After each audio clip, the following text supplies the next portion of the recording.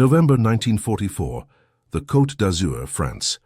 Altitude, treetop level. The mist hung heavy and cold over the foothills of the Alps Maritime, a perfect shroud for the death that waited below. For 3 agonizing weeks, the Allied advance, once a torrent of tanks and men, had been reduced to a slow, bloody trickle. The enemy had dug in, transforming the landscape into an impenetrable maze of interlocking fire. The grinding sound of American M4 Shermans trying to breach the fortified line was a dull, constant drumming, a grim soundtrack to the stalemate. This wasn't the fluid, open warfare of the Norman campaign. This was a war of cold, hard concrete and bitter, determined men. The Allied forces had smashed against this German defensive line, codenamed the Iron Heel, with everything they had. Artillery fire had churned the earth into a grey soup. Close air support had dropped thousands of tons of conventional high-explosive ordnance. Yet, the German command, utilizing the harsh terrain to its maximum effect, had engineered a masterpiece of defense.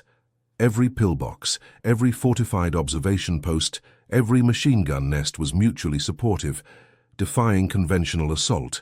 What the Allied commanders did not yet grasp was that the very success of their prior offensives, the rapid drive across France, had gifted the German High Command the precious time needed to construct a defense that rendered those same Allied tactics obsolete. They were fighting a 1945 defense with 1943 weapons and methods. The question haunting every planning room from Nice to Paris was stark. How do you defeat an enemy who refuses to retreat and is shielded by meters of reinforced steel and concrete? The core of the problem lay in the nature of the engagement. The German defenders, mostly hardened veterans of the Eastern Front, were operating from deep, covered positions. They could withstand weeks of bombardment, emerging only to deliver devastating pre-sighted fire before vanishing back into the earth. Prospective Allied engineer. It wasn't just trenches, one weary American combat engineer, Sergeant Henry Lowell, later recalled. It was like fighting a stone beehive. We'd blow one pillbox, only to catch fire from 3 others we never knew existed. They were living underground like rats, but firing like precision clocks. The human cost was becoming unsustainable. The advance had stalled completely near the small strategic town of Sospol. General Command calculated that a conventional frontal assault on this sector would cost them upwards of 5,000 casualties and several more weeks, time the High Command desperately believed they did not have. The war in Europe needed a swift end, and Sospel was the choked throat of the French-Italian border. The sheer scale of the German effort was staggering. Aerial reconnaissance photos, often too low resolution for accurate targeting, hinted at kilometers of tunnels and supply lines dug deep into the bedrock. German industrial resilience, though waning, had managed to divert enormous amounts of cement and steel to these static defenses, a grim testament to the tactical vision of men like General Kesselring.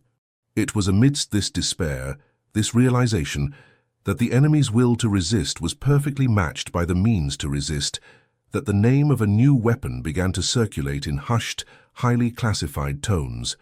It was a chemical compound, deceptively simple, developed by Dr. Louis Fieser at Harvard. It was fire, but fire elevated to a weapon of industrial psychological terror. The man chosen to test this desperate gamble was Major Elias Thorne. Thorne was not a hotshot ace.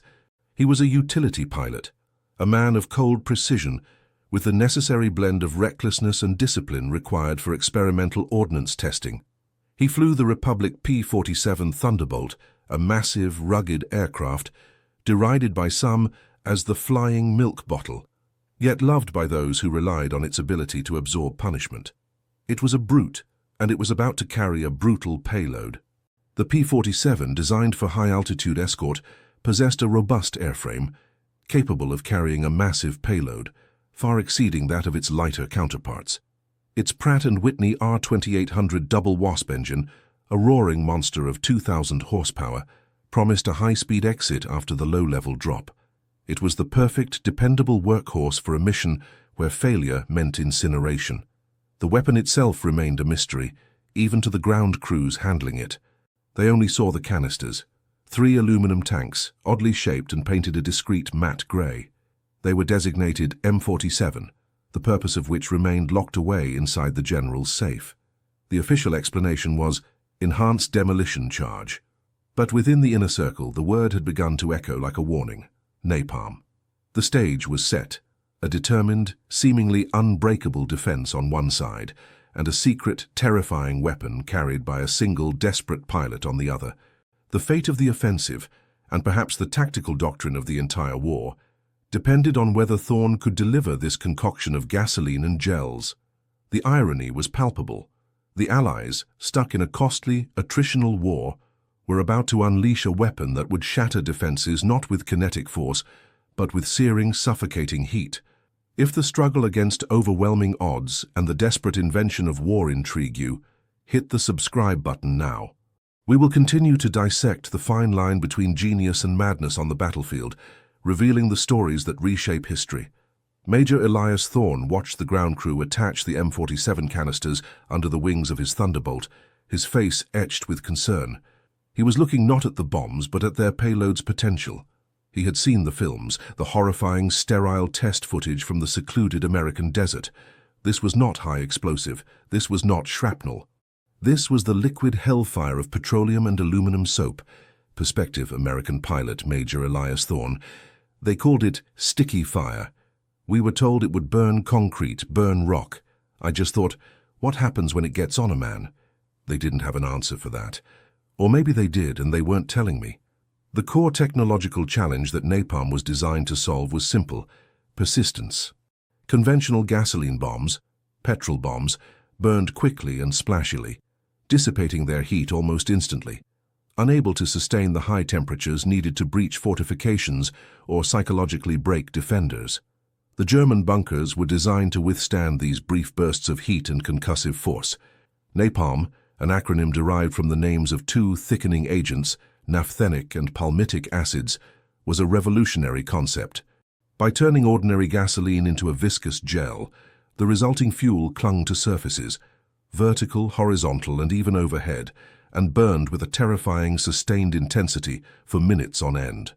The heat generated was immense, capable of raising the internal temperature of a concrete bunker to lethal levels, suffocating the occupants even if the fire itself could not penetrate the thick walls. The Allied tactical planners were initially skeptical. The weapon seemed indiscriminate, almost crude. They preferred the surgical precision of armor-piercing shells and rockets. However, Sospel was demanding a brutal, conclusive answer. The deep, interconnected tunnels and bunkers designed for prolonged defense offered a key vulnerability to this new fire: oxygen deprivation. The sheer volume of fire consumed the air within the confined space, killing the defenders not with flames, but with asphyxiation. Thorn spent 2 days in intensive briefings, poring over the few blurry intelligence reports available on the Sospel sector. The target was a key German communications bunker, designated Fortress Vulture, a nodal point that controlled 3 kilometers of interlocking machine gun fire. It was situated atop a rocky promontory, covered in dense, dry brush, perfect fuel for the M47. He received precise instructions: low altitude, shallow dive, 1 pass, absolute minimum drop height. The danger was immense. Dropping napalm too high would disperse the gel too widely, reducing its concentrated heat. Dropping it too low risked the blast radius catching his own aircraft, a real possibility given the size of the canisters. The sheer scale of the operation was driven home by the statistics. Over the last 4 days, Allied forces had fired 80,000 artillery shells, consumed 500,000 rounds of machine gun ammunition, and lost 47 tanks. The total gain, 400 meters of contested ground. 1 P-47, carrying 3 M47 bombs, represented the final desperate investment of Allied resources in this battle of attrition. Meanwhile, behind the German lines, the atmosphere was one of grim confidence. The success of the Iron Heel had bolstered morale among the defenders. They had withstood the hammer blow of Allied might. Perspective: German non-commissioned officer, Hauptmann Klaus Richter. We could hear the shelling day and night, but it was a predictable rhythm. It was loud, yes, but predictable. We were safe. The American shells burst outside the concrete held. We ate, we slept, we waited. We were elite soldiers in an elite defense. We laughed when we heard the stories of the flying milk bottle coming low to drop its little bombs. It couldn't hurt us. This was the core of the psychological irony. The German belief in the invulnerability of their material defense was about to be challenged by a weapon that targeted not the concrete, but the very environment inside the concrete. They were prepared for high explosives, but not for the alchemist's fire. Thorn strapped himself into the cockpit of his Thunderbolt, call sign Juggernaut 1. He felt the familiar weight of the controls, the immense power of the double Wasp engine waiting to be unleashed. The mission was a calculated risk of absolute magnitude. He was not just aiming to destroy a bunker, he was aiming to deliver a strategic psychological shock to the entire German defense structure. He was carrying a revolutionary new definition of warfare. As Thorn taxied out, the ground fog began to thin. The weather was clearing, offering a brief window of opportunity. He gave a thumbs up to his crew chief, a solemn gesture that carried the weight of the thousands of lives stalled a few kilometers ahead. He was flying a technology of last resort, a desperate measure born of frustration. The mystery surrounding the M47 canisters was about to be violently and terrifyingly revealed. November 21st, 1944, 11:30 a.m. Airspace above Sospel, France. Thorn climbed his P-47, nicknamed Vesuvius, slowly, conserving every drop of fuel. He ascended to 15,000 feet, where the air was thin and frigid, perfect for a high-speed dive approach. He flew solo, a deliberate tactical choice to minimize exposure and maintain the secrecy of the payload. The sun broke through the remaining clouds, glinting off the aircraft's metal skin. The tactical plan was a masterpiece of desperate simplicity. A high-speed, 60-degree dive to avoid direct fire, a pull-out just above the trees, and the release of all three M47 canisters in a tight, concentrated stick. The entire run would last less than 30 seconds. As he crossed the forward edge of the battle area, Fieber, he saw the scene of the stalemate below. Lines of static Allied armor, occasional smoke plumes from fresh German artillery, and the churned earth, a graveyard of good intentions. The scale of the German effort was now painfully clear, even from this altitude. The terrain was steep, riddled with natural caves and man-made emplacements. Fortress Vulture stood out, a low, flat-topped concrete structure, almost invisible against the grey rock face. Thorn pushed the stick forward. The massive Thunderbolt, built for endurance, transformed into a lead projectile. The roar of the engine was deafening, the air scream around the fuselage a high-pitched shriek. Velocity built rapidly. At 5,000 feet, the flak began. German 20mm and 37mm cannon fire traced bright, angry lines toward him, like desperate, slow-moving ropes reaching out to snag the falling predator. His training took over. Focus, calculation, correction. Perspective, German AAA gunner, Gefreiter Emil Haas. We saw him coming, one lone juggernaut. It was an insult. We trained our guns. Just one pass. Let the big one feel the fire, we thought. We hit him. I saw the tracers connect with his port wing, but he didn't falter. He came on, impossibly fast, impossibly low. Thorn ignored the impacts.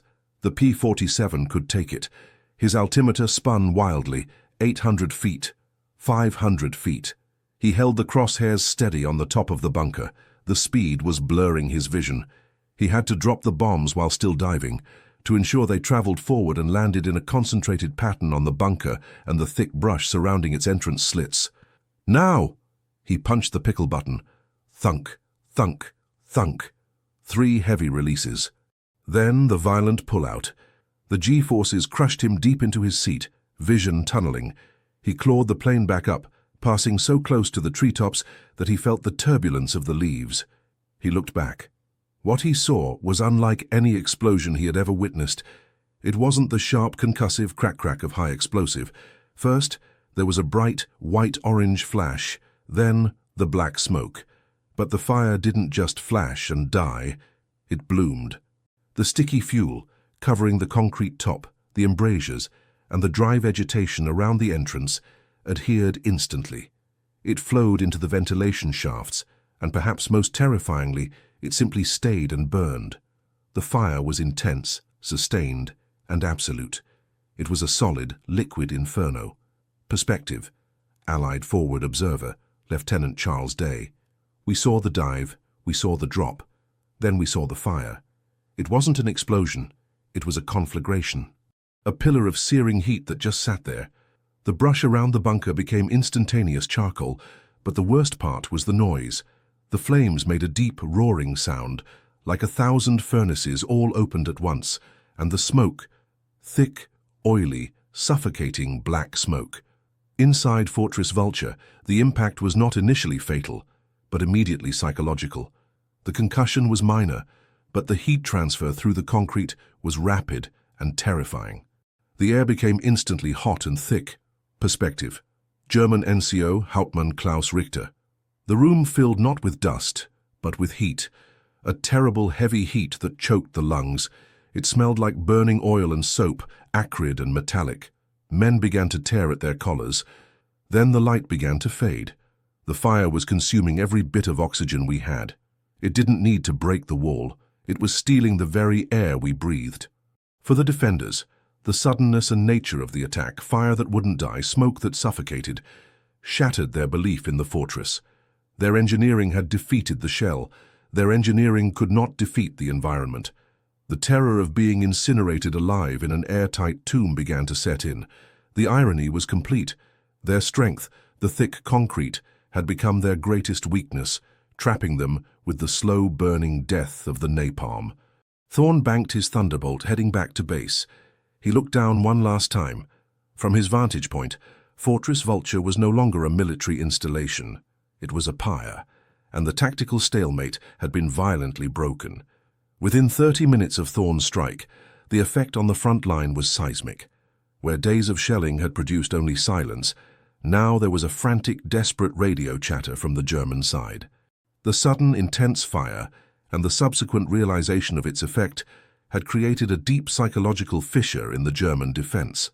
The primary German objective shifted from holding the line to attempting a rescue, or, failing that, stopping the terrifying fire from spreading. This forced them out of their fortified positions, exposing them to the conventional fire the Allies had been patiently waiting to unleash. The immediate tactical advantage was exploited ruthlessly. Allied artillery, which had been silent to conserve ammunition, opened a short, brutal concentration fire on the German response units trying to reach the burning bunker.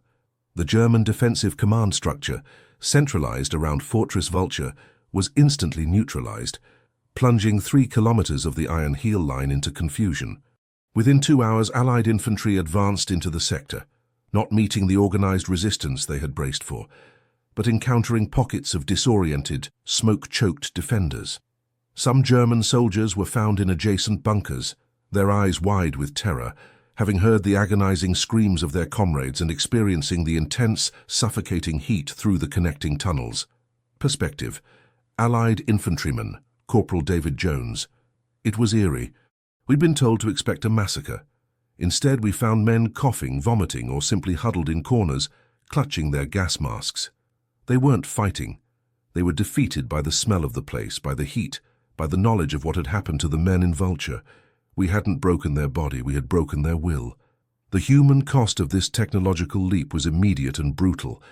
The few survivors emerging from the Vulture complex were severely burned, suffering from acute smoke inhalation, or in a state of profound shock. Hauptmann Klaus Richter, one of the few pulled out alive, offered a chilling, fragmented account. Perspective. German NCO, Hauptmann Klaus Richter, hospital interview. It was the feeling of being boiled in your own skin. The concrete became hot, glowing. We tried to cover the vents, but the fire, it sucked the air out. The darkness came not from the night, but from the oxygen leaving. Then the screaming. Not from pain, but from the absolute panic of being trapped. We preferred the shell. The shell is quick. This fire is patient. The strategic reverberations of the napalm strike were felt instantly across the Western Front. Intelligence reports, some captured from German couriers, detailed the alarm this flaming ghost weapon had caused at the highest levels of the Wehrmacht. It created a psychological element of terror that high-explosive ordnance simply could not match. Commanders began questioning the efficacy of their static defenses, realizing that no amount of concrete could protect men from the weapon that consumed the air. This was the profound, terrifying twist of the M47. It rendered the German industrial investment in concrete and steel completely obsolete. It forced German troops to choose between remaining in their safe bunkers, only to be cooked or suffocated, or abandoning them and facing the concentrated Allied fire. The sheer scale of the shift was reflected in the new statistics. The Sospel sector, stalled for 3 weeks at the cost of 1,500 casualties, was breached in less than 12 hours after the single napalm strike. The subsequent Allied advance was not slowed by fortified positions, but only by the difficult terrain itself. Major Elias Thorn, the man who delivered this technological shock, was treated with a complex mix of awe and distance. He had succeeded beyond all expectation, but he knew the true cost of his success. The simplicity of the weapon, an incendiary gel, belied its sheer psychological brutality. Thorn was now a reluctant pioneer, his victory steeped in the horrific realization of what he had unleashed upon the world. The napalm strike did not just win a single battle, it proved a terrible new thesis, that the next stage of warfare would be less about physical destruction and more about environmental and psychological terror. The ground war was irrevocably altered, replaced by the grim new reality of the alchemist's fire. The breakthrough at Sospel marked a subtle but critical turning point on the Western Front.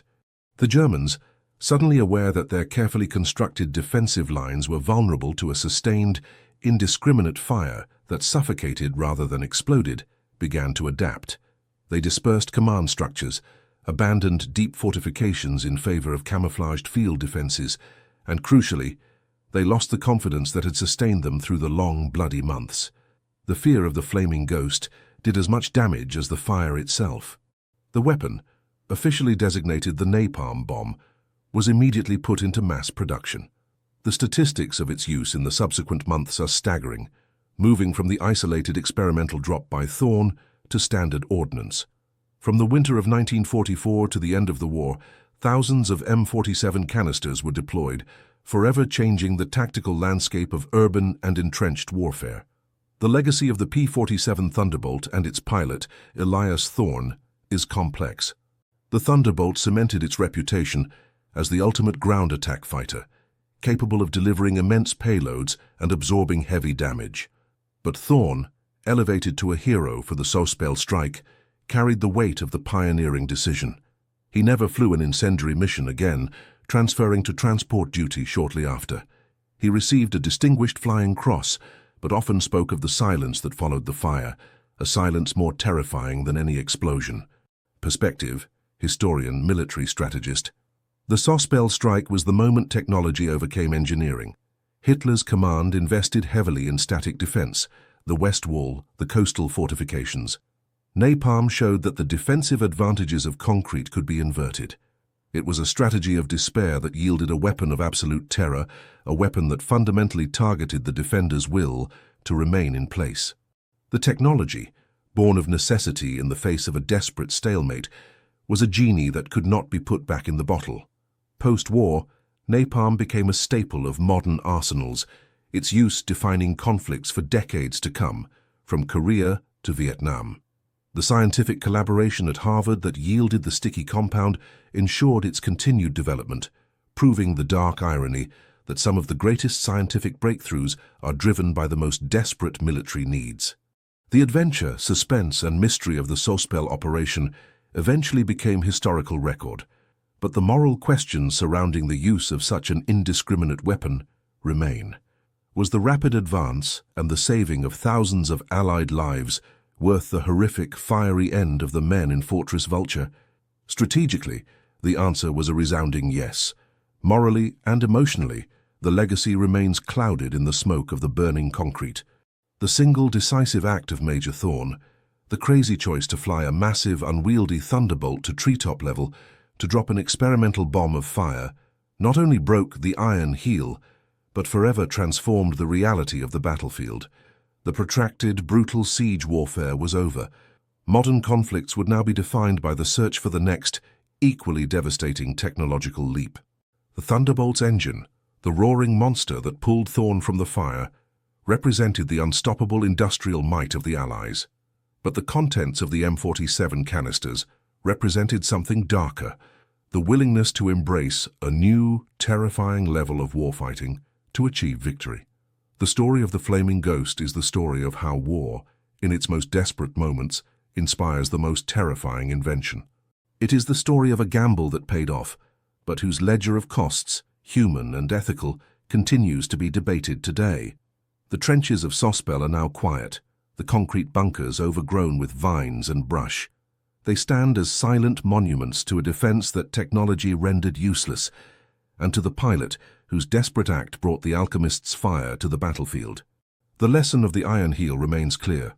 In the crucible of war, the greatest danger is not the weapon you know, but the one waiting secretly in the hangar. If the intricate web of strategy, technology, and human endurance in the crucible of Watu captivates you, ensure you are subscribed to our channel. Share your thoughts on Major Thorn's controversial decision in the comments below, and join us next week as we explore the secrets of the B-29 Superfortress.